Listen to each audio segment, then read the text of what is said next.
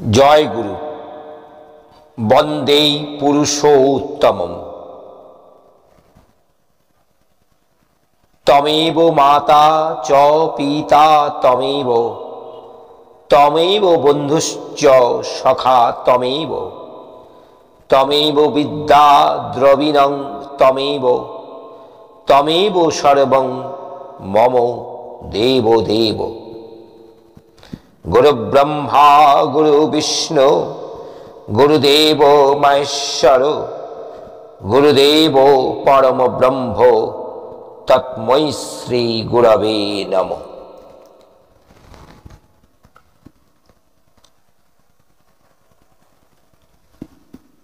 আলোচনা প্রসঙ্গে প্রথম খণ্ড।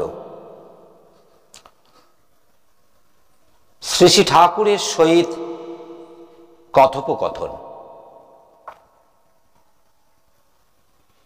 13ই চৈত্র 1347 বঙ্গাব্দ, বৃহস্পতিবার, ইংরেজি 27 মার্চ 1941 খ্রিস্টাব্দ।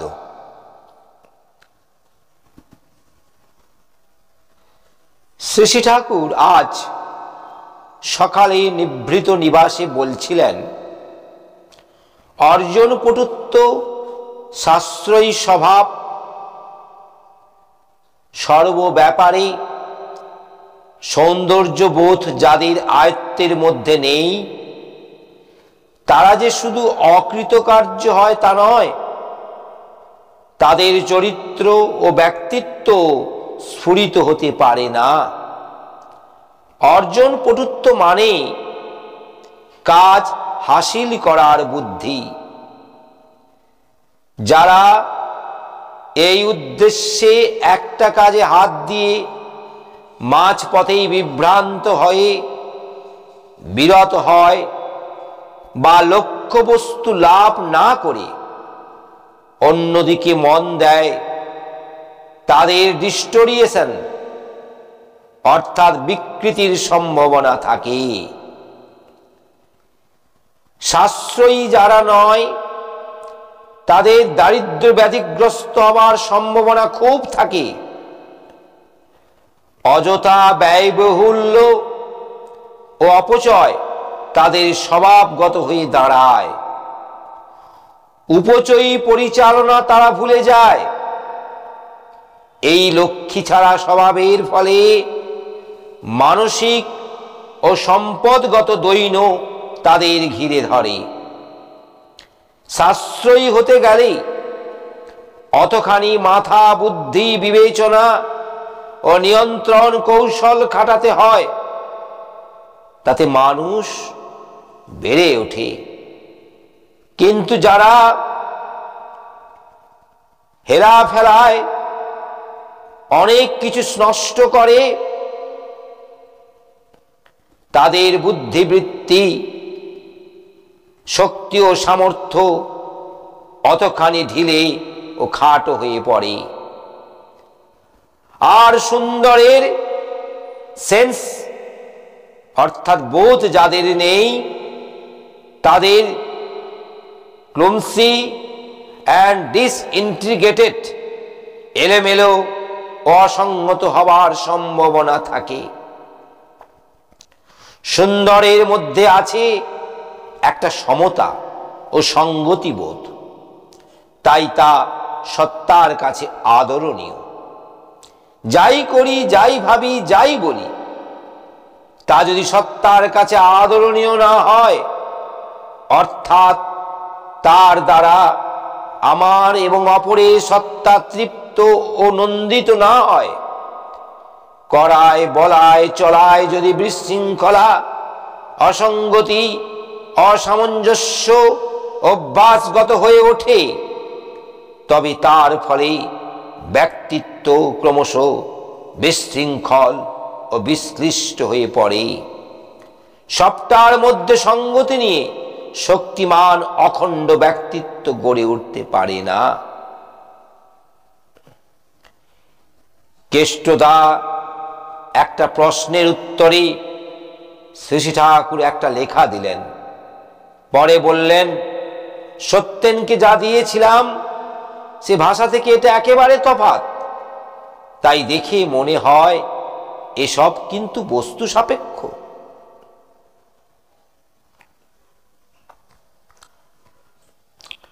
16ই চৈত্র 1347 বঙ্গাব্দ শনিবার, 30শে মার্চ 1941 খ্রিস্টাব্দ। শ্রী শ্রী ঠাকুর বেলা আন্দাজ 9টার সময় বাঁধের ধারে তাসুতে বিছানায় বসে সকলের সঙ্গে সহাস্য বদনে আলাপ আলোচনা করছেন। তখন বেশ রোদ উঠেছে, কিন্তু ঝিরঝিরে হাওয়া দিচ্ছে বলে গরম তেমন লাগছে না। প্রেস, তপবন, মাতৃবিদ্যালয়, কেমিক্যাল ওয়ার্কস, কারখানা, ছুতোর মিস্ত্রির আড্ডা, হোঁশিয়ারি, cardboard concern, dispensary, philanthropy office, অতিথিশালা, ঋত্বিকাচার্য ভবন, কলা কেন্দ্র, কৃষিক্ষেত্র, কুটির শিল্প কেন্দ্র ইত্যাদি সর্বত্রই তখন পুরো দমে কাজকর্ম চলছে। বাইর থেকে এক ভদ্রলোক তখন আশ্রমে বেড়াতে আসলেন। তাকে আশ্রমে বিভিন্ন কর্মপ্রতিষ্ঠানগুলি দেখানো হলো। তিনি সেগুলো দেখে শুনে পরে ঠাকুরের কাছে গেলেন। ভদ্রলোক ঠাকুরের কাছে যেতেই তিনি স্নেহ সম্ভাষণে তাকে বসতে বললেন। তিনি প্রণাম করে উপবেশন হলেন। প্রাথমিক আলাপ পরিচয়ের পর তিনি জিজ্ঞাসা করলেন, ধরুন শ্রী শ্রী রামকৃষ্ণ দেবকে আমার খুব ভালো লাগে, আজ তিনি নেই, এখন তাকে কেমন করে পাব? উত্তরে ঠাকুর বললেন, পরবর্তীকে বাদ দিয়ে পূর্বতনকে ধরা যায় না। শ্রী রামচন্দ্রকে যদি কেউ ভক্তি করে আর সে যদি শ্রীকৃষ্ণের সমসাময়িক হয়, তবে তাকে শ্রীকৃষ্ণের মধ্যেই শ্রী রামচন্দ্রকে পেতে হবে, নচেত পাওয়া হবে না। পরবর্তী পুরামান মহাপুরুষের আবির্ভাবের পূর্ব পর্যন্ত পূর্বতন অনুরাগী আচার্যের শরণাপন্ন হতে হয়। তিনি নিজে চাকরি সম্বন্ধে বললেন, আমি খোশমত করতে পারি না, তাই আমার চাকরির উন্নতি হয় না। ঠাকুর তখন তাকে দরদভাবে বুঝিয়ে বললেন, খোশমত করতে যাবে কেন?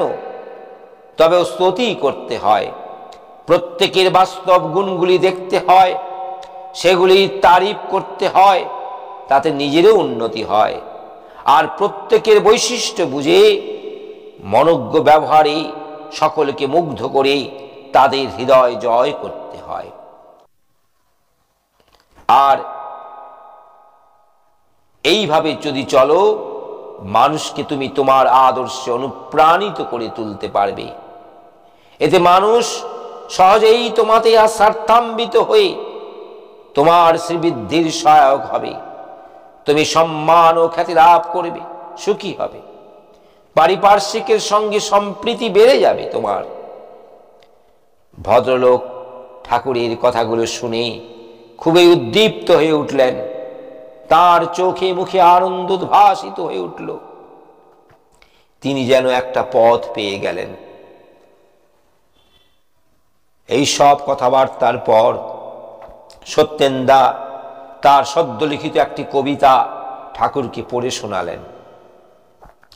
ঠাকুর যে কত বড় প্রেমিক এবং মানুষ যে কেন তার চারপাশে ঘিরে থাকে, সেই কথাই কবিতাটার মধ্যে আছে। ঠাকুর কবিতাটা শুনে বললেন, দেখ, মানুষের নিজের তরফ থেকে কারো প্রতি করা থাকলে তখনই তাকে সত্যি মিষ্টি লাগে।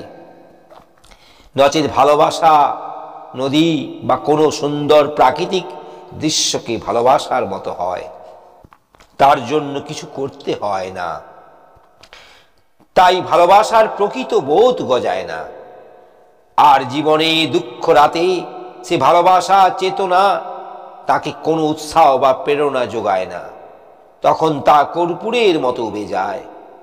অথচ বউকে ভালোবাসার ব্যাপারে দেখো, তুমি দিনরাত আঁকুপাকু করে এটা জোগাড় করছো, ওটা এনে দিচ্ছ, তার জন্য একটা কনস্টেবল না হয় হলে কতই ভাবছো, খাটছ, তাই সেটা বোধ করা যায়, বাস্তব হয়। যশোরে এক দাদা স্থানীয় কয়েকজন মুসলমানদের দুর্ব্যবহারের কথা বললেন।